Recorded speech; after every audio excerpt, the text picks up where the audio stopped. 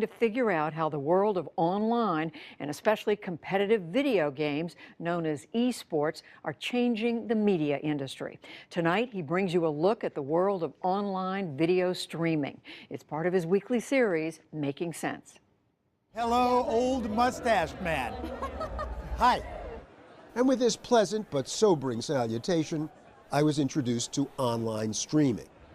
At DreamHack, a video gaming convention in Austin, Texas, where I got to experience a new profession now mesmerizing millions worldwide, for better and worse. Let's start with the bright side. An upbeat onliner whose nom de stream is Annie Fuchsia. She showed me the ropes. Look at that one. Oh, he knows your name? Paul Solman is a legend. He knows you. The tingle of blatant buttering up aside, what's not to like about communicating with hundreds, thousands, tens of thousands of people worldwide in a heartbeat? I think for most people, they hear us after 2-3 seconds.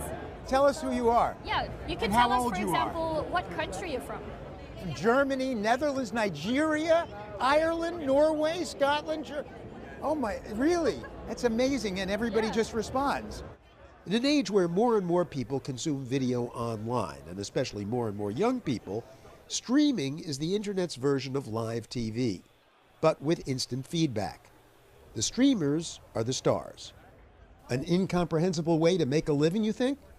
Hey, Annie didn't know how to tell her parents until They started becoming suspicious because they're like, wait, you've traveled to the US twice this year, and before this year you had never been to the US because it was too expensive. And my dad got so concerned because I couldn't tell him why. So he's like, are you dealing with drugs? Like, is that, like, he had a serious talk with me, like, you know, sit down on the couch, let's talk about this. And that's when I told him. And they were dumbfounded? Well, he was confused still, but at least he wasn't worried, like, in like a safety legal way.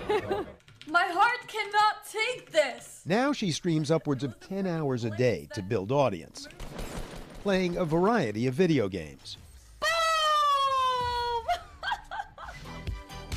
Streaming superstar Dr. Disrespect, who focuses on battle royale games, puts in similar hours. Here at DreamHack in Austin, in a section devoted to streamers, fans lined up to get a glimpse of, and maybe even selfie with, Guy Beam. It's doctor. The good doctor has 2.5 million followers on Twitch TV, the YouTube of video gaming. So what exactly is streaming? A continuous live video online feed to anyone who wants to log in and watch. Some streamers stream whatever they're doing, say watching and commenting on the World Cup. But many play video games. Most recently, the hottest game in town, Fortnite. Oh, there we go. Streaming viewership is surging. Last year, there were more than 2 million active streamers on Twitch each month. And all told, viewers spent nearly 6 billion hours tuning in. Amazon purchased Twitch for almost $1 billion back in 2014.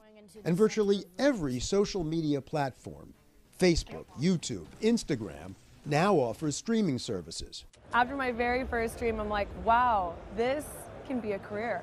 Really, right away? Right away, yeah. It was like, this is big. Why is nobody treating this like a business yet? That was way back in 2013.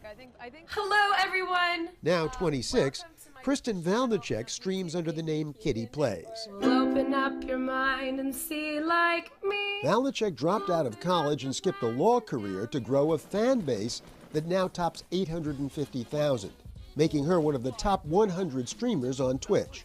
It's kind of a learned art. As you practice and as you get into it, you can become really talented at playing, you know, shooting mid-kill. You can look up and see your chat and respond, oh, hey, Greg, good to see you again, or something like that.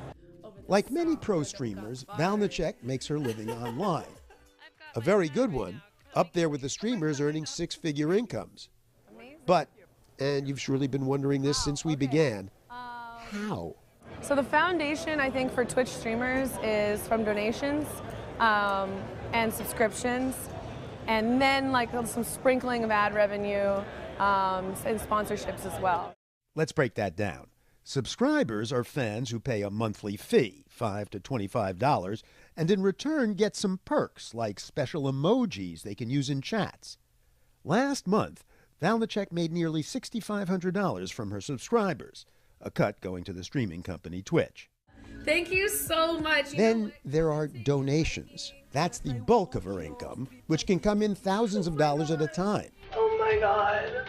And Valnichek is not alone. YouTube is full of videos of other streamers receiving donations of $10,000, even $20,000 at a pop.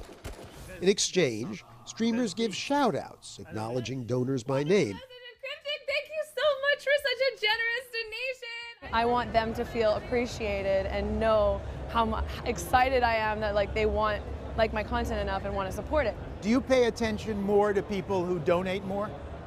Yes and no. Meaning sometimes. But what prompts the donations? Every now and then I'll just stop by and drop money because I feel like she deserves it. She deserves every bit she gets. King Osael donates to a number of streamers, including Kitty Plays. So do you feel an obligation, like as if No, it's not an obligation. It's just that I love her as a streamer, and I do it because I love her as a streamer. And what do you get out of it? Just seeing her happy, you know? She makes us happy all the time, so I think that it was my turn to be like, here's something to make you happy. It's no different than paying to see a comedian or I guess more accurately, someone playing guitar on the street. Jacob Wiedauer, another streaming devotee who also has a channel on Twitch. They're obviously trying to make a living doing what they love, and so you want to help them out, and you definitely want to see them succeed in what they're doing. Okay, so far so good, if also so inscrutable to many my age.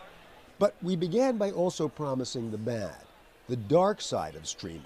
This is the reason why girls should not do anything. Harassment toward female streamers, for example, like Kristen Valnichek.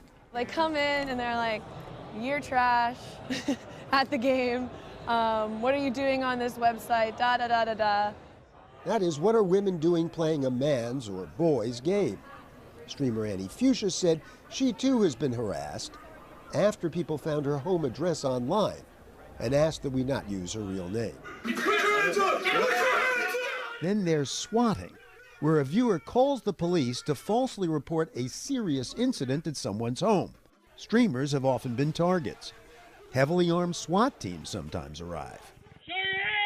Last year, a 28-year-old streamer was killed when police arrived and opened fire.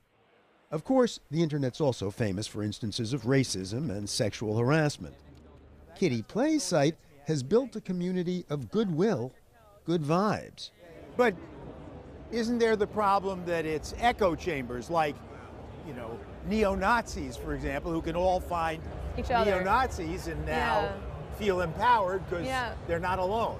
Oh, 100%. And I don't think it is dangerous for the mindful, but I think it can be if you're not told or aware that this is even a process that's happening. Here we go. Still, Valnichek has no plans of unplugging, especially because as a woman whose fort is Fortnite, she's a pioneer in a world long dominated by young men. So yes, streaming has its dark side. But look, many streamers are a lot more like the Roger Federer of Fortnite Ninja, with 9 million followers, Kitty Plays, or our friend Annie Fuchsia. They all play video games all day, every day, for fun and profit. For the PBS NewsHour, this is economics correspondent Paul Solman reporting from Austin, Texas, and cyberspace. And one postscript to Paul's report, ESPN and Disney have just signed a deal for live TV coverage, yes, actual TV, of an esports league. It is the first time that that type of gaming will be shown live in prime time starting later this month.